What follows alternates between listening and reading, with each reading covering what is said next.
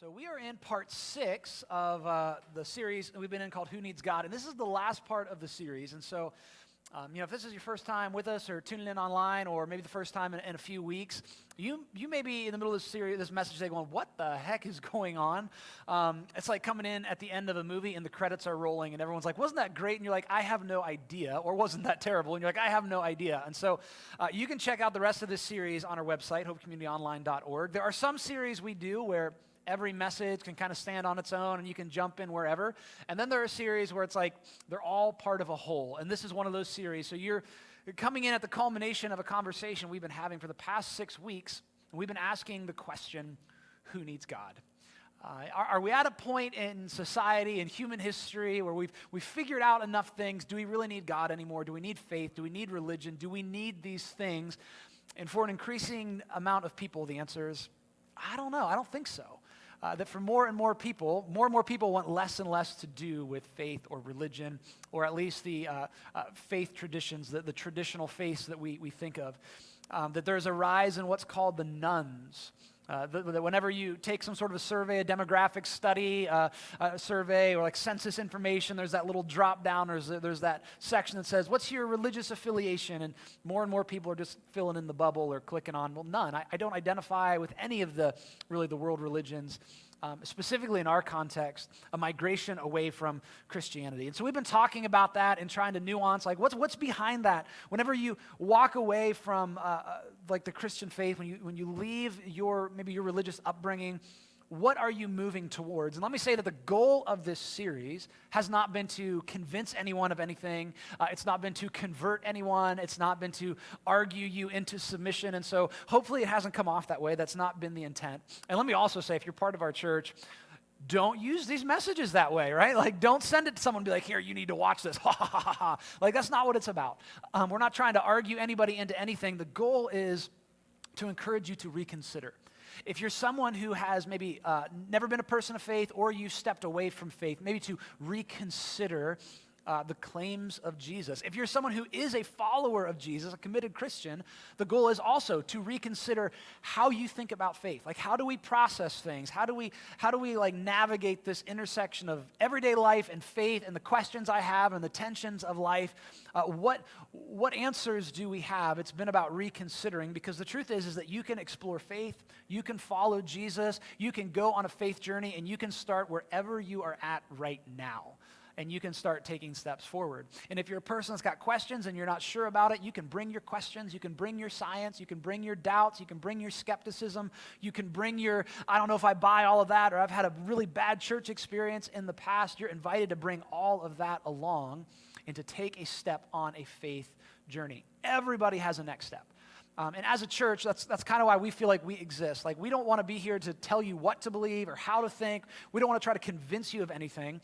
We feel like our role is to encourage you to pursue Jesus, and we come alongside and say, how can we help you do that? How can we help you take a next step? And so at any time during the service today, or whenever you're watching this, or anytime in the future, if you text 330-868-6888, text new, next, or Jesus to that number. That's you saying, hey, I think I want to take a step in that direction. If you're new with us, you want to know more about the church, more about how you can get involved, you text new. If you're like, I want to take a next step in my faith, maybe I don't know what it is, or I need some encouragement, you text next. And if you're ready to take the specific next step of, I want to follow Jesus, I want to give him my life, text Jesus to that number. And like I said, you can do that anytime. There is one particular next step that I want to highlight here this morning before we jump into the message, because it's starting this week, and that would be Alpha. We've been talking a lot about Alpha. Alpha is really an extension of kind of what we've been talking about in this series and the series before this, where you can wrestle with questions and doubts, and we can talk about the intersection of faith, of life, of meaning, purpose. It's a place where you can say whatever you want as we explore the Christian faith together. So that starts Thursday night. It'll be here at the church. We'll have a meal together. We'll watch a short video, and then just discussion. And seriously, nothing is off the table. You can say whatever you want. So I'd encourage you to sign up for that. You can do that on the website, or after the service today, or even right now. You can get up, head out to the lobby. The iPad is set up back there, and you can sign up there. I encourage you to bring someone with you, to invite some friends, family, coworkers. It's going to be a great time. So As we wrap up our series today, I'm going to ask all of us to do something that's not easy for us to do. And so if you're a person who has maybe stepped away from faith, or you're thinking about it, or maybe you're a follower of Jesus, but there's just certain parts that you're like, I don't know if I can fully embrace this part of faith. No matter where you're at on that spectrum, I want to ask all of us to do something as it relates to this question of who needs God. I want to ask all of us to do something that is hard for us to do, and that is to be honest with ourselves. To be honest with ourselves. One of the hardest people to be honest with is ourselves. I know that's true for me, because I know when I get really honest with myself, usually that means I have homework I need to do. When I get honest with myself, it means I got to do something I don't want to do. I got to have a conversation I don't want to have. I need to go apologize to somebody. I need to admit that I was wrong. I've got something I need to work on. And so we so often resist being honest with ourselves, but self-deception always leads to bad decisions. It always leads in a bad direction. Self-deception always leads in a bad direction. And so many of us have stories that we can share about that. Like, I know I have stories in my life that I could be like, yep, if I'd just been honest with myself, I would have spared myself a lot of pain. Some of you have stories like that it was directly related to you, or something that happened to you. It's like, man, my childhood, my life would have turned out so different if my mom had been honest with herself, if my dad had been honest with himself, or I would have saved some friendships or relationships, maybe a marriage. I would have saved some hurt with my kids if I had just been honest with myself. And so I want us to be honest with ourselves this morning as we wrap up this series and talk about this idea of, do we need God or not? Are we going to lean into Jesus or not? And to get us moving in that direction, I want to share a couple of quotes. The first one is from a guy named Thomas Nagel. Thomas Nagel is a professor of philosophy and law at New York University. Well-spoken, well-written. He's written several books, and he is an atheist. In one of his books, The Last Word, he has this extraordinarily honest statement, which points to the idea that I want us to talk about today. And I think his statement is kind of liberating, and I think it gives us permission to be honest with ourselves as well as we think about a journey towards God. And so here's what he says. He says, I want atheism to be true. And I am made uneasy by the fact that some of the most intelligent and well-informed people I know are religious believers. It isn't just that I don't believe in God, and naturally I hope that I'm right in my belief. It's that I hope there is no God. I don't want there to be a God. I don't want the universe to be like that. That is an incredibly honest statement for him to say, it's not just that I don't believe it and so I hope my beliefs are right. It's that I don't even want it to be true. I don't ever want to come to a place where the evidence says, oh no, I might be wrong.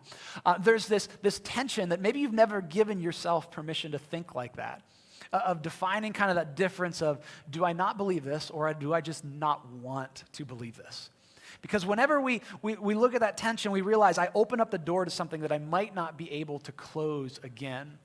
There's a huge difference between I don't want to believe and I don't actually believe. See, I don't believe, or I don't want to embrace this, or there's something about my faith that I can't reconcile. I don't believe it is a matter of logic or reason or facts. I don't want to believe it is a matter of desire. It's a matter of will. It's a matter of convenience and preference. And so maybe just let me push this a little bit and ask if you've maybe stepped away from faith, or if you're having a hard time like reconciling something about your faith right now, and you're like, I don't know if I can buy that.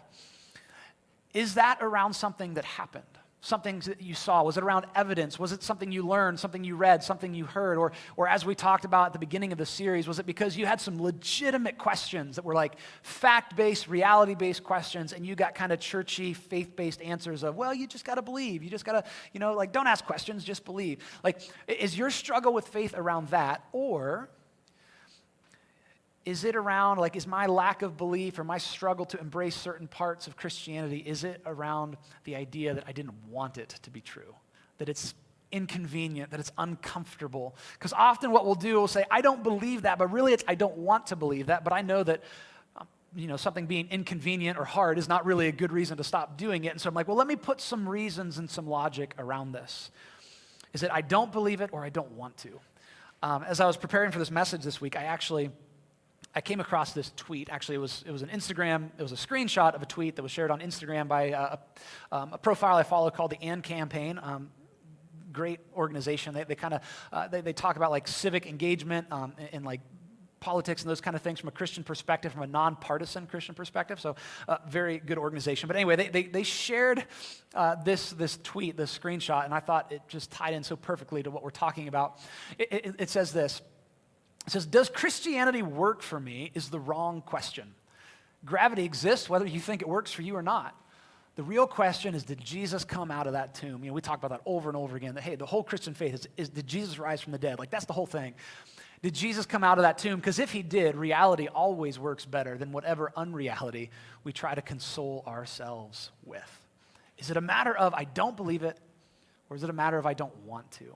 You see, because if you're open to the idea of God existing, if you're open to the idea of like, okay, I think like this Jesus person, I'll give him a shot. I'm willing to figure that out. I'm willing to ask questions wherever it leads me. I'm willing to press in. Then you can look for answers. You can have resources. You can read books and listen to lectures and find articles. There are plenty of places you can explore. But if your struggle with faith or your departure from faith was around the idea of will or want or desire, then no amount of information you receive will ever make a difference. This is true in every area of life, by the way. That whether it's our religious views, our worldviews, our politics, whether it's even something like preferences, like which restaurants we prefer, like we have to come to a place where we got to realize so much of what we think is actually around our will and want and desire, and not necessarily as much about facts or logic. That you can be presented with all the facts and logic in the world and still go, nah, I don't believe it because I don't want it to be true. This is like running rampant in our culture right now. This is why our arguments, we take this posture, we take this position, arguments just bounce off you. Because somebody's like, well, don't you see the facts? Don't you see the information? Don't you see the logic? And we're just like, nope. I don't want to believe that. I don't want to see that. It's so important for us to recognize this, like this human trait. Like, we have to recognize that in other people, that every single person that you come across, like, it's going to be this kind of position of, you can't usually argue your way into something. Because it's not about, do I want to believe? It is about, do I want to believe, not do I actually believe. I got to recognize that in other people. I need to recognize that in myself, because once we do that, we can actually have a lot more civil conversations. It's true of faith. It's true of all kinds of things. Blaise Pascal was a 17th century mathematician, philosopher, and physicist. He died at like 39, but made all these incredible discoveries and things. He was literally a child prodigy. And Blaise Pascal said this. He says, people almost invariably arrive at their beliefs not on the basis of proof, but on the basis of what they find attractive. And that's so true, right? We arrive at our beliefs usually by what we find attractive, not as far as what is actually true. Human beings don't tend to be on a truth quest. We're on like a happiness quest. Most of us don't go around going, I just want to know the truth. I want to find the truth. And whatever the truth is, I'm going to plant my flag there. No, we go around saying, I want happiness. I want fulfillment. I want joy. I want purpose. And wherever I find that, that's where I'll plant my flag.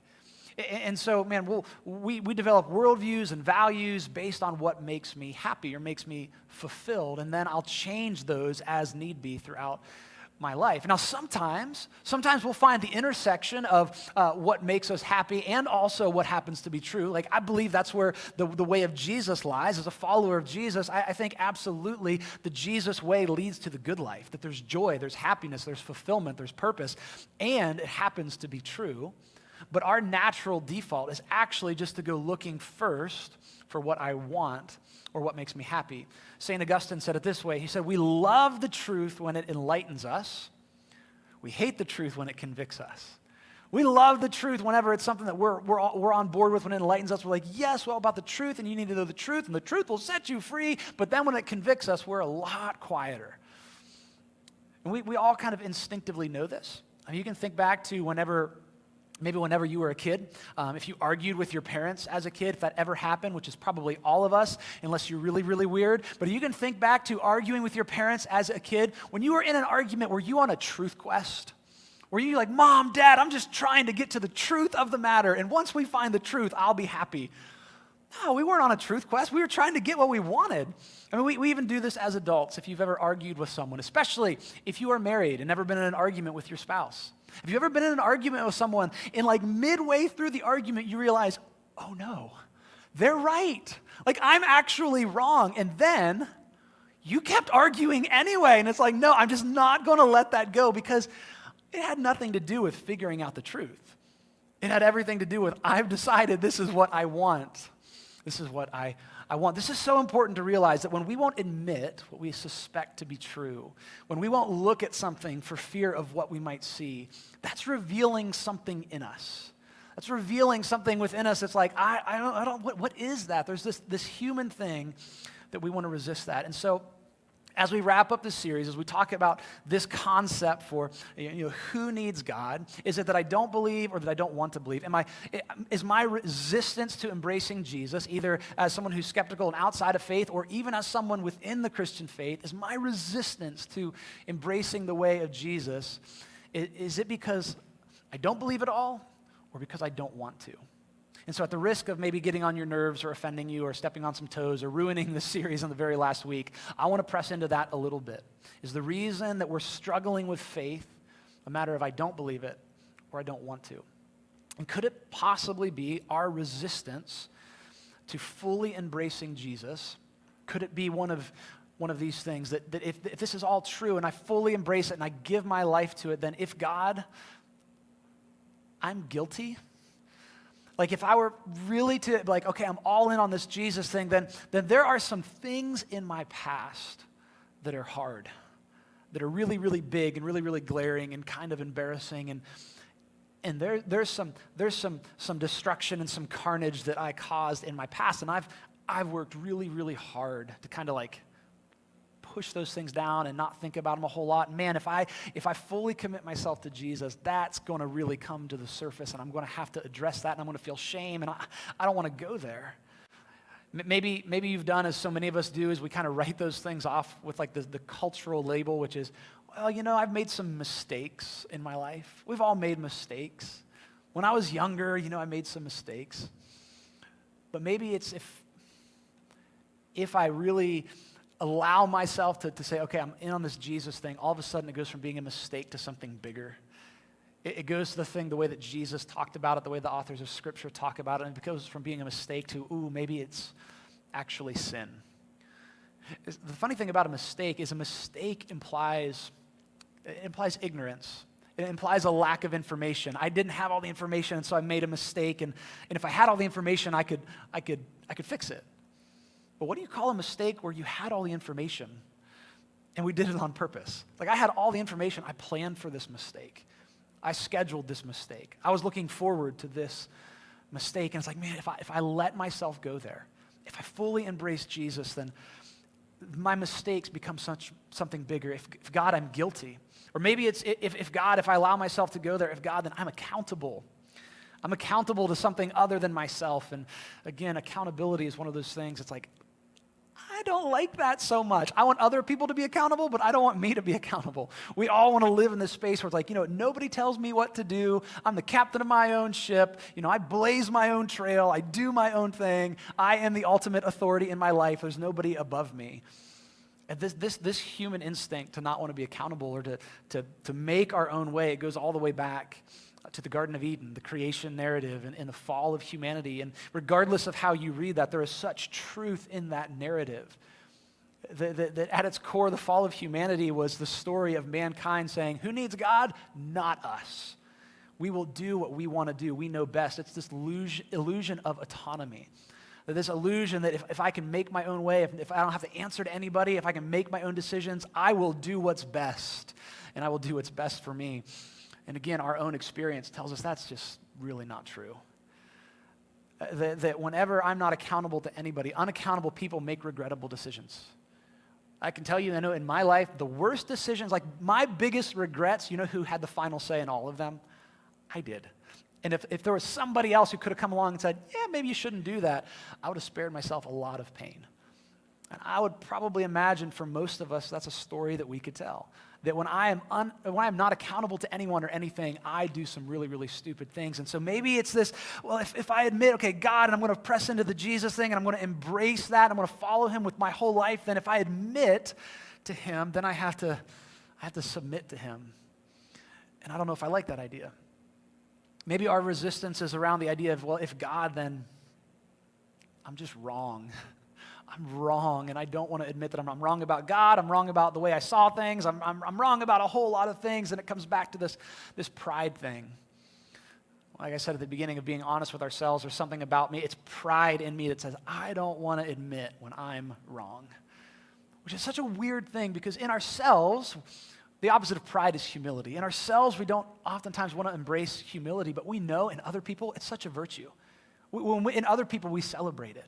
Like we know that humility, it actually makes us bigger, it makes us wiser, it makes us smarter. That admitting I'm wrong is actually the most direct route to finding out what's right and to improving. But there's something in us that's like, I don't know if I want to admit that. So, maybe it's I don't know if I can fully embrace Jesus. I don't know if I can fully follow him. I don't know if I can leave my skepticism behind. I don't know if I can take that next step towards my faith, because that might mean admitting that I'm guilty or I'm accountable or I'm wrong, and I'd rather not deal with that. So let me just keep God at a distance for a while. It's not that I don't believe, it's that I don't want to believe. Well, here's the good news.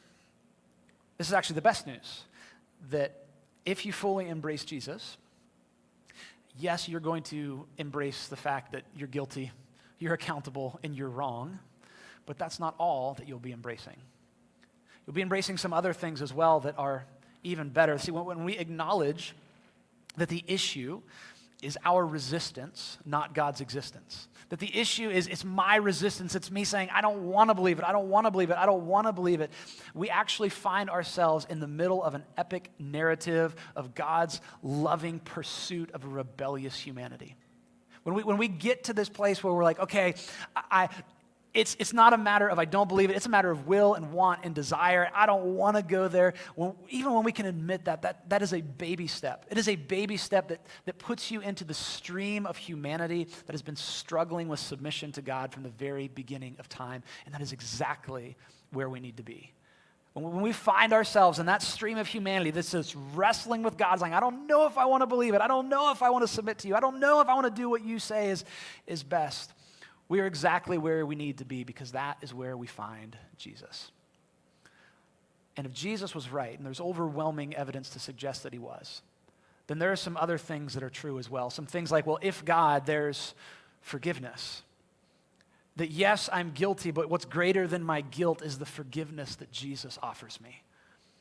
That my sin and my rebellion and my mistakes actually then become the platform to demonstrate God's love. They become the very things in my life that allow me to know that, oh my gosh, God is crazy about me and he loves me. That I see how broken and jacked up and messed up and how much pain I've caused in myself and in other people, and I see God's love demonstrated in my life. The Apostle Paul puts it this way in Romans 5:8. He says, but God demonstrates his love for us. He doesn't just tell us, oh, hey, you guys, I love you. I hope you know I love you. I hope you'll read about it in this book that I love you. But he put actions to it. That he stepped onto the planet, the person of Jesus. That while God demonstrates his love for us in this, that while we were still sinners, not just mistakers, while we were still like, I did it on purpose. I knew it was wrong and I did it anyway. I knew it would hurt them. I did it anyway. I knew it would hurt me. I did it anyway. While we were still sinners, Christ died for us. That our guilt, our sin, our shame becomes the platform for God to show off his love, his grace, his forgiveness in our lives. He demonstrates his love by sending Jesus to die for us. This is so important, because sometimes people ask, well, why couldn't God just forgive? Why couldn't he just be like, no, you're good? Like, why did Jesus have to die? Because the reason that God came to earth in the person of Jesus was to establish and enter into relationship with humanity. And every relationship requires sacrifice. If you are in a relationship where the two parties are not sacrificing, you're not really in a relationship. Relationships require sacrifice.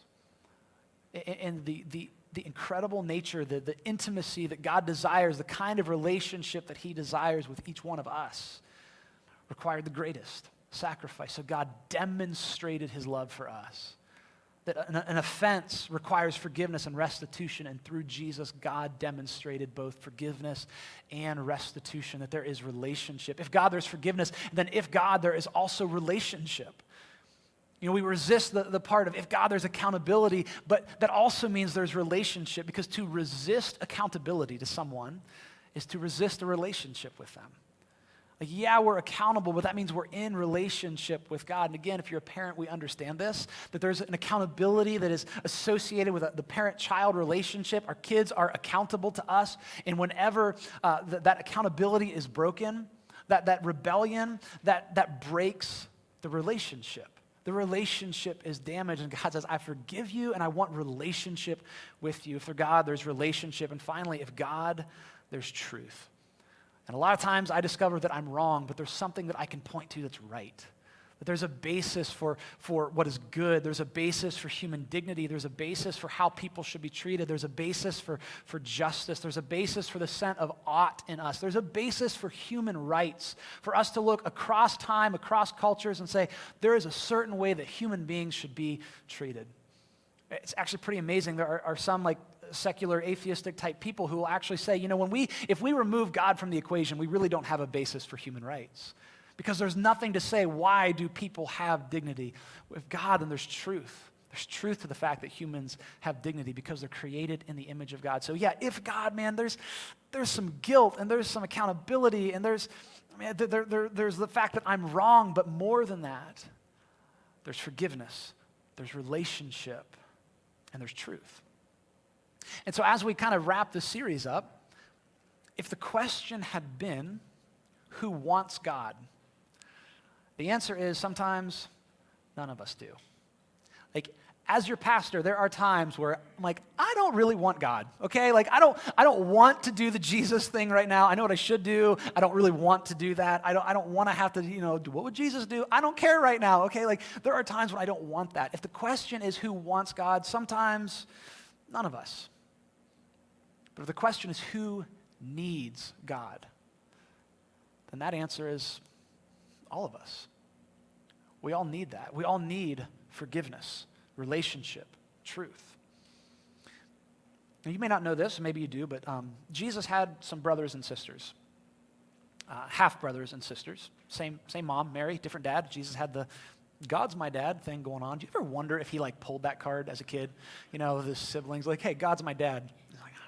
I don't know. I don't know. But okay, so he got some brothers and sisters. And his brothers and sisters, they don't believe in him. Like in the Gospels, they're not like, oh, hey, we think Jesus is the Messiah and we're following him. His family actually thinks he's a little bit crazy.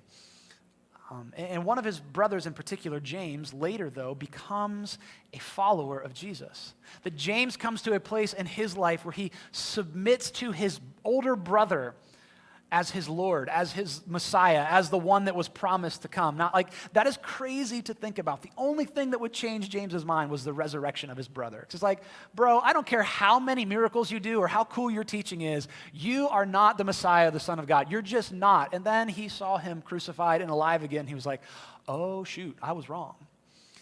And James becomes such a committed follower of Jesus that he becomes a leader in the early church, and he actually dies for his faith in his brother. In AD 62, and this is not according to the Bible, to the New Testament, this is an outside source. This is the Jewish historian Josephus, records that in AD 62, the Jewish high priest Ananus used the Sanhedrin to condemn James to death by stoning. And James, the brother of Jesus, died for what he saw and what he taught, that his brother was the risen Lord. Before he died, though, he wrote a letter to some first century Christians, followers of Jesus, who were trying to figure this whole faith thing out, and what does it look like to follow Jesus, and how do we do this, and how do we stop resisting God and fully embrace the way of Jesus and give our lives to that. And so James pens this letter, and it's so valued in the first century church. I mean, imagine having a letter from the brother of Jesus. And so they meticulously made copies of it and circulated around all these different churches. Eventually it was gathered together into what we now call the New Testament. And he says something that I think lands the plane for our conversation. It lands the plane on this, okay, do I not want to believe it, or do I want to believe it? And if I am open to believe in it, how do I lean into that? And James gives us that answer. He says this in James chapter 4, starting verse 8. He says, come near to God, and God will come near to you. It's like, can it really be that simple? And the answer is yes. It's that simple. Come near to God and he will come near to you. James is saying, look, if you want to take a step in that direction, if you want to embrace the way of Jesus, if you want your life to be about this, here's all you have to do. Take a step towards God.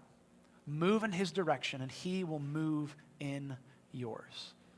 Come near or draw near to God and he will come near to you. And then he begins to give us some instruction on how to do that. Put some language around it, some words around it. And I can't help but think that maybe the words that James says are a reflection of his own journey, of his doubt in his brother and his life before believing in his brother. And he says this, you want to come near to God and he'll come near to you. Here's how you do it. He says, wash your hands, you sinners. That's kind of some religious language. He's saying, look, like you fess up. Like, come clean with the fact that I've done more than just made mistakes. I've done more in my life than just like, whoops, it was an accident. Like, man, 95% of the stuff I've done that was wrong wasn't an accident. So he says, come clean with that. Wash your hands, you sinners. Confess that to God. And then purify your hearts, you double-minded. In other words, quit playing games. Stop sitting on the fence. Don't do a little bit of Jesus today and not so much tomorrow, and I think I'll believe these parts and not those parts. No. Like, no more sitting on the fence. Make up your mind. Don't be double-minded. Be honest with yourself. And then he gives us the one that's probably the toughest of all because it summarizes the rest. Humble yourselves before the Lord. God,